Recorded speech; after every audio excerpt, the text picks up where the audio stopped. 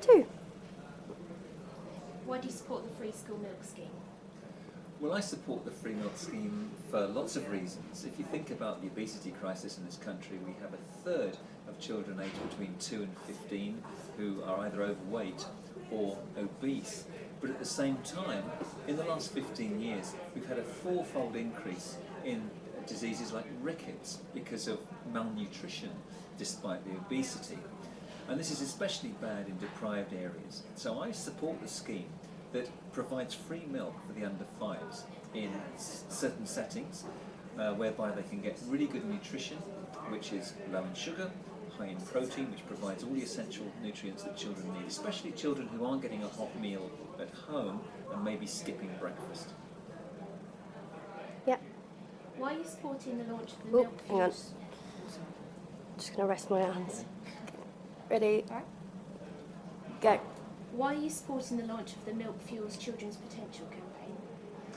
I think it's really important to realise that good nutrition helps to fuel not just the body but the mind as well.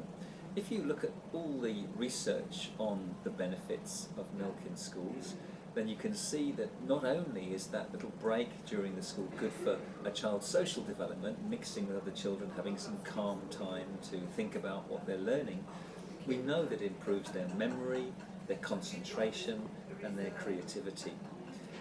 Milk is a very good source of energy as well because of the calories, the healthy calories that it contains. So for lots of reasons, milk in school does fuel those minds, those little minds and those little bodies that are so in need of it. Yeah. Most people know milk is an excellent source of calcium, which is essential to the development of healthy teeth and bones. What other benefits are there to drinking milk at school or nursery?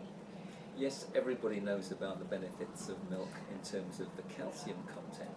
Indeed, calcium content provides about 55% of the recommended Sorry, let's start that question again. Yep. That's right, I need to ask it again. Ready? Most people are familiar with the fact that milk contains a lot of calcium, and that's great for the teeth and bones, but it's not just calcium that milk is rich in. It's full of vitamins A and D, very important in today's world with not enough exposure to sunlight, where most vitamin D comes from. But it's high in protein, it's relatively low in fat and sugar, so it's much healthier than options such as fizzy drinks and other drinks that children might have preferred if they weren't offered milk. We're here at the Education Show at the NEC in Birmingham today. What sort of questions have people been asking you? Well, here at the NEC today at Birmingham, people have been asking me all sorts of questions about what should a healthy diet constitute for a child, and at what age, when should they introduce solids to babies, how much fat is in milk, what about skimmed milk or semi-skimmed milk, when should that be introduced, what advantages does it have? So I think that there's lots of questions, lots of curiosity and interest, and hopefully all the stands here, particularly the Cool Milk stand, has been providing answers to those questions. There's been a lot of stories in the news lately about children and obesity, and some people might think all dairy products, including milk, are high in fat, but this isn't necessarily the case, is it? It's really strange that people should be looking at dairy products as a source of fat, because the same people think nothing about offering lots of fizzy drinks and processed foods to their children at home, whereas milk is a very healthy form of nutrition. It's the nearest thing you can get to healthy whole food in a liquid form. Not only does it have lots of minerals and vitamins, but it has a good and healthy source of energy, plenty of protein, and as I say, all those essential nutrients that children need to fuel their minds and their bodies. I think if you think about milk on the whole in terms of fat, it's relatively low in fat compared to many other foods, and if you choose semi-skimmed milk, that's reduced the saturated fat by 55%, and it contains more calcium, just as much protein as whole milk. Besides drinking milk at school, what else can contribute towards a healthy lifestyle? I think it's important that children get plenty of exercise in a world where it's increasingly becoming sedentary.